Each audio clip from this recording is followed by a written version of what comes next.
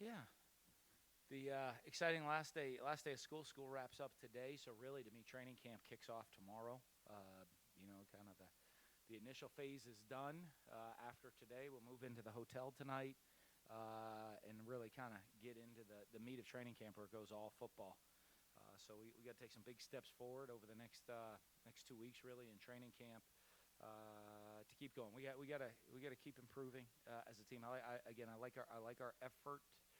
For the most part, I like the mindset. I guess I like the mindset even better than the effort, but I don't think they're not trying. They're just figuring out how to go hard.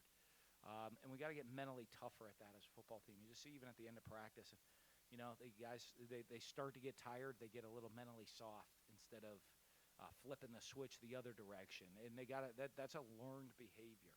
And, so our guys are working at it, and we're going to put them over the next 2 weeks in a lot of adverse situations so that they learn how to flip the switch the other way.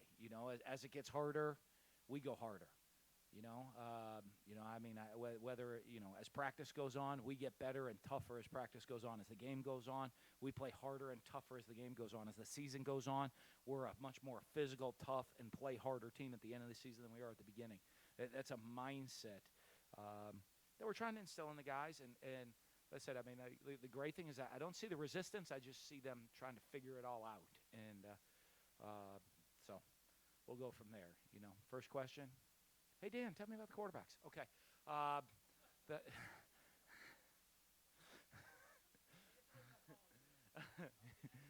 yeah.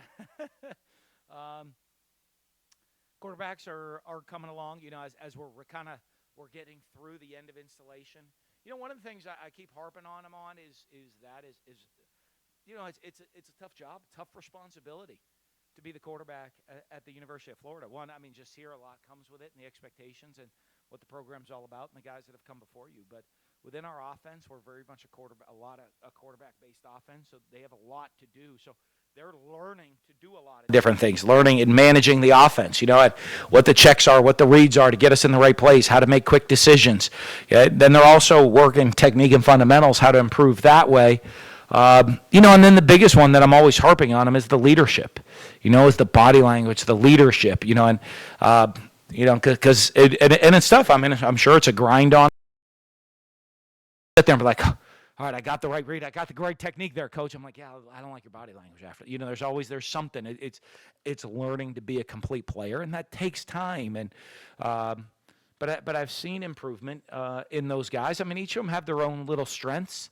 They got to keep working on, and and we got to keep making sure. Now what we've put a lot on them is keep them working. Don't let them just get comfortable and say, I'm going to be really good at just the things I'm good at. Work through the things they're not to continue to improve. And, and then as we get closer to the season, we'll take care of them and cut back and kind of hone in on make life a little easier for them. Could you see one of them earning the job tomorrow in the scrimmage? Or is it way too early now? We'll see. As I've told you, I'd love to figure it out and say, okay, this guy's a starter. This guy's going to be our starter, and we go with it. And as soon as we feel comfortable that I think that's the route, I want to do it. And it's not just as much of naming the starter. It's if I'm the backup or if I'm not the starter, that those guys, I want to make sure that there's enough that if we do name a starter also that the other guys are in the right frame of mind, because they're a play away from being the starter, and just making sure they understand every aspect of it. And, it's tough because we still have, we'll have red zone installed tomorrow. There's still some things we haven't even installed. So to sit there and say, hey, we haven't even put in the whole offense yet, but we're not even going to let, the competition's over for the starting job is tough. But I don't really want it to go into the game week. I'd love to get it done way before then. And then what are some of the things that you hope to accomplish in the scrimmage tomorrow? Scrimmage Sunday. Yeah, you get me thrown off. I'm like, holy cow, we got more. We got to get to work. No, you know what I want to see is anytime we go to scrimmage, I like to see guys go make plays. Coaches get off the field. You're out there, and what it is it's not we're in your ear coaching you. hey, I want to see this is your opportunity in a live scrimmage to not just, hey, execute and, watch. I know the offense. I know the defense. I know where to line up. This is your chance to kind of put all that together and go make plays on top of it on either side of the ball and let it loose. So, I want to see the guys that kind of when you step in the stadium, not just do it right, but also kind of have another gear to go make a special plays, make things happen.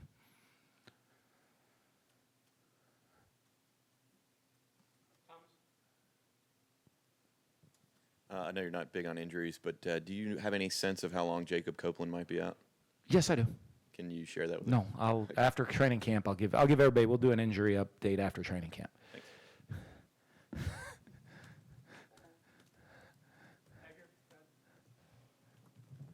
Reach. Next time, put the mic a little further away. Just to What were the biggest differences you saw once the team put pads on? Besides the obvious, which is you get to see him actually play football, real football. I have seen the one thing like I have been pleased with is how the aggressive nature, how our guys have come out to attack practices. Like I said, I've yet to see a day where we come out and I got to go jump everybody from the beginning. Even with the pads, and you start banging them. And we had the day off yesterday, so we're the NCAA rules have really crunched it all down to really not give players much rest time, not much recovery time, which is not really good for their health. But we're bound by the NCAA made that decision to shrink it all in there. But so we did have a day off yesterday, get some rest. But how when you're in pads, the way they've attacked practice, we all learn how to finish practice. But I like how they've come out in the attitude, even with pads, of to attack every day and be physical. So on an off day like that, what do you, as a staff, do you guys do? And what's your message to players? Because you really do want them to recover. Well, a lot of recovery. We watched some practice film for 2 hours. Had them really tutoring, wrap up academics. Yesterday, as we get into, with how the schedule's set up, today's final exams day, and we had to practice early in the morning just because, that's how the NCAA sets it up. So, gave them yesterday off so that prepping for exams, there was a lot more tutor study time.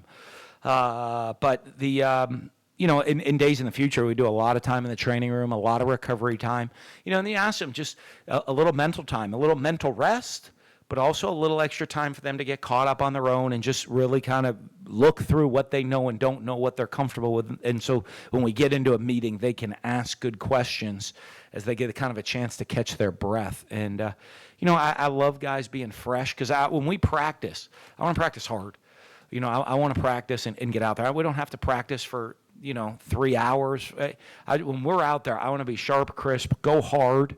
And give great effort. And I want to make sure we're doing enough to rest them so that we can expect that out of them on the field. So guys got a lot of treatment, a lot of, rest, and hopefully some good sleep. And, because we got a tough day today, tomorrow, scrimmage on Sunday. So, it's a good couple day. I think it was Sunday or Monday. Scrimmage is Monday. Monday night is the scrimmage. It's coming. Yeah, not until Monday night. It's the Sunday after that's the scrimmage. But so they have a tough stretch here, Friday, Saturday, Sunday, and then the scrimmage Monday, so that they're hopefully rested for this 4-day stretch of what we're going to need from them.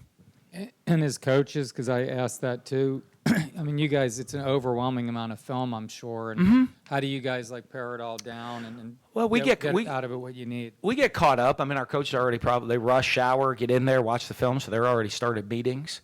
The coaches to watch the film before we get back with the players this afternoon. You use the off day to really look where you're at, what you need in the future, and I try to keep the coaches fresh. Everybody went home, had dinner with their families last night. Get out of here and go have some dinner with your family, and and see your wife and kids, and try to stay fresh that way. So, but it gives you you get that opportunity. You get caught up on all the film you haven't watched, and a chance to script and make sure we're getting everything we need in practices and walkthroughs over the next 4 days. Defensively, is there an area that maybe you've been particularly pleased with, and then an area you'd like to see them improve? Yeah, I think we do a pretty good job rushing the passer. I think our defense, one of the things I'm pleased with, they're learning how to play the type of football I like, as crazy as this sounds, to celebrate when they get a turnover.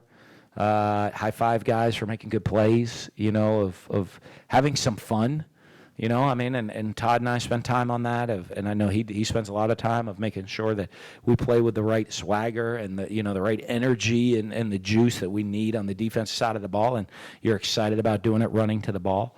I think the big thing for us is continue to learn how to be physical, and physical every single snap. The one thing I want to see, especially with some of the young guys, they go make a great play and run the ball down. Well, when the ball's spotted, you got to play another one the next one. The game's not over on that one play. You got to go do it the next play. And they're learning how to do all those things. But I think the more they get to see it on film and of themselves, the higher standard they can expect from themselves. Hi, Dan. What's the status of some of the competitions going on the offensive line? What are you seeing from those guys? Yeah, it's interesting. I want to create the depth of guys. So it's who are our best five, and then who's our next best, and then who's the next three, and making sure we're doing that right now. So I feel comfortable with kind of the first group. I think they're coming along nicely. It's that second group of creating that depth where there's some question marks right now for me of who it is. And that's where there's to me, a lot of the competition to be, who's the third tackle, who's the third guard, that type of deal. Because to me, those guys, the third tackle's got to be like a starter. The third guard's got to be like a starter. The backup center's got to be like a starter, and you gotta have that in the rotation. And so it's making sure that we don't have 5 starters. We need 8 starters on the offensive line, and then 2 more backups beyond that, really. And that's where the competition's coming right now, to me, between guys like a Stone and a Gene DeLance of trying to get that, and Richard Garage, to be honest with you, try to get that tackle spot. The guard spot, interesting, with the guard center with TJ and Heggie and and Chris Bleish having some experience. It's just some of those. It's interesting. Okay, you feel good. This group's out there with the ones of who's also a one, who can just come in there without us missing a beat, and that's where the competition is. You had mentioned that you guys were going to put in some more tempo type stuff Yeah. early in fall. How has the team kind of adapted to that? Good. They're figuring it out. That takes some time for them to learn how to do it. We do a lot of it just because you get more reps at practice that way. So they're comfortable with the huddle. I think through spring they got to learn that, but now coming in the fall to go the other way. I mean, our tempo, we're not like some teams where the offensive philosophy is just, regardless of what the defense is doing, snap the ball as fast as you can. We still got to we want to execute. So that the tempo, but just learning how to get up and get on the ball, get down and snap the ball quick. We want to have the ability to do that. And they're learning that, they're paying attention. And I think it helps you get more reps of practice, and they're figuring that out as well. I assume you'll bring officials out to practices? Officials? For the scrimmage. I do it for the scrimmage. What do you stress in there, and what do you want players to learn? Because the UF's had a lot of penalties in recent seasons. Yeah, I just, I see, just so they get accustomed to how people call it in a game. I'm not a big officials at every practice. That's the coach's job, to coach and see those things. You know what I mean? And so we harp on the players about making sure it's done the right way all the time. And so I think that we handle a lot of that. I'll be honest with you. We probably discuss penalty. There's more penalties that the coaches call that we talk about on the kids than even when we have officials come there. So we handle that a lot of on our own within the position groups. One other. So you left behind two of the best defensive linemen in the league over there at Mississippi State. Yeah, they don't let you bring those guys with you, unfortunately. So Jabari Zuniga, particularly. I know there are a lot of good potential guys, but him particularly. How close is he to reaching the level of those kinds? I think he has potential. Zoo's got to learn to be an every down player, And he's got explosiveness, and every down player to make sure he's as strong in the run game and the pass rush game equal, and in every down player in consistency of performance how he plays. And I think when you look at top players, not in the SEC and around the country. And any top player, it's the consistency of performance. If whether you go look at the top D linemen in the NFL, they can do it on first and third down, and they can do it consistently in both categories. They can consistently put on a good pass rush, consistently be stout against the run, have the ability to make some plays. He has all of that. It's just going to be his continued growth and development that the potential's there for him to be that type of player.